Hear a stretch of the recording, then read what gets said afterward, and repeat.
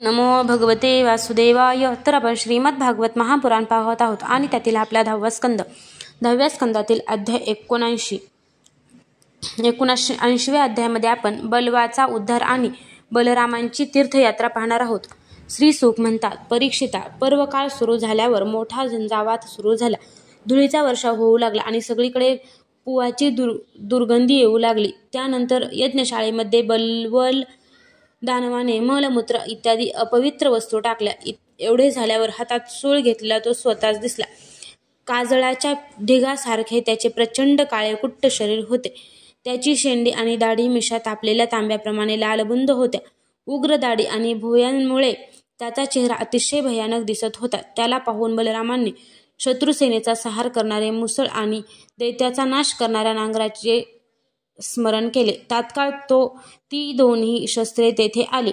आकाशात संचार करणाऱ्या बलवाला बलरामांनी आपल्या नांगराच्या टोकाने ओढून घेऊन त्या ब्रह्मद्रोहीच्या डोक्यावर अत्यंत क्रोधाने मुसळाचा घाव घातला.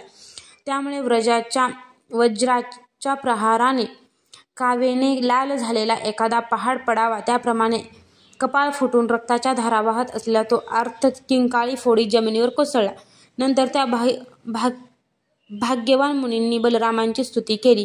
कधीही व्यर्थ न होणारे आशीर्वाद दिले आणि देवांनी वृत्रासुराला मारणाऱ्या इंद्राला अभिषेक करावा त्याप्रमाणे त्यांना अभिषेक केला.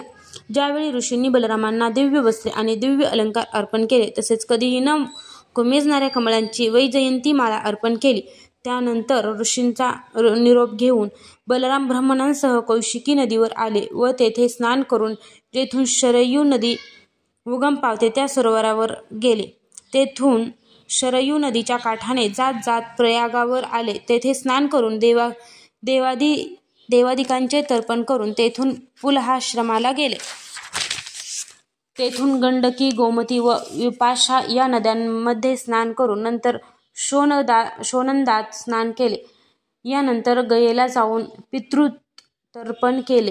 तेथून गंगा सागर संगमावर जाऊन तेथेही स्नान केले.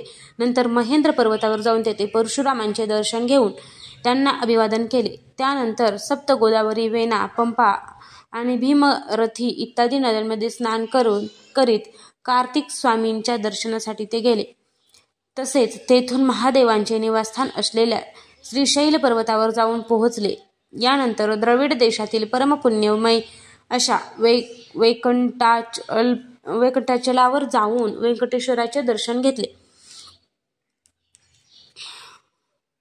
आणि तेथून ते कामाक्षी, शिवकांची, विष्णुकांची करीत कावेरी नावाच्या श्रेष्ठ नदीत स्नान करून श्रीहरींचा निवास असलेल्या पुण्यमय अशा श्रीरंग क्षेत्री जाऊन पोहोचले. तेथून पुढे त्यांनी श्री विष्णूंचे क्षेत्र असलेल्या ऋषभ पर्वत, दक्षिण मथुरा आणि महापापे नष्ट करणाऱ्या सेतुबंधाची यात्रा केली. बलरामांनी तेथे ब्राह्मणांना 10,000 गायी दान दिला.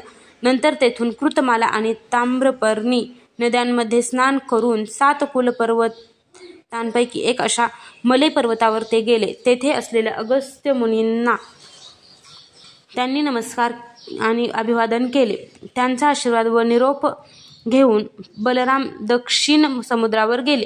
तेथे त्यांनी कन्याकुमारीचे दर्शन घेतले. यानंतर श्री विष्णूंचे स्थान असलेल्या अनंत शयन क्षेत्री ते गेले आणि तेथील श्रेष्ठ अशा पंचासरस तीर्थामध्ये स्नान केले. तेथे त्यांनी 10,000 गायी दान केल्या. भगवान बलराम तेथून निघून केरळ आणि त्रिगर्त देशांना जाऊन तेथून श्री शंकरांचे क्षेत्र असलेल्या गोकर्णाला आले. तेथे भगवान शंकर नेहमी विराजमान असतात. तेथून त्यांनी द्वीपामध्ये निवास करणाऱ्या आर्यदेवींचे दर्शन घेतले आणि तेथून शूरपारक क्षेत्रात ते गेले. यानंतर तापी, पशोष्णी आणि निर्विज्ञा नदीमध्ये स्नान करून ते दंडकारण्यात गेले.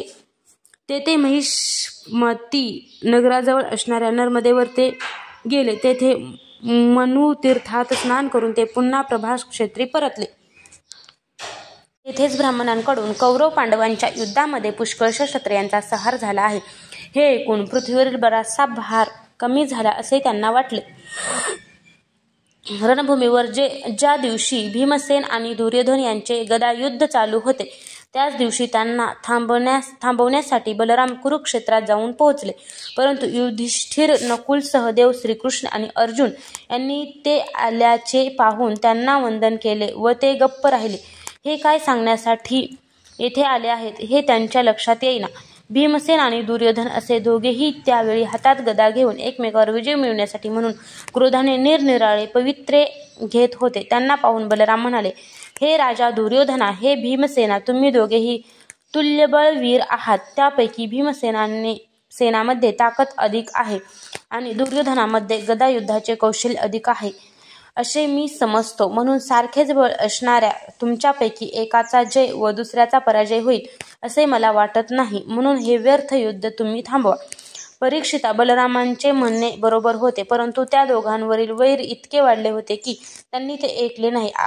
कारण एकमेकांना पूर्वी केलेली दुरुत्तरे आणि एकमेकांशी केलेले दुर्व्यवहार यांचीच त्यांना एकसारखी आठवण येत होती.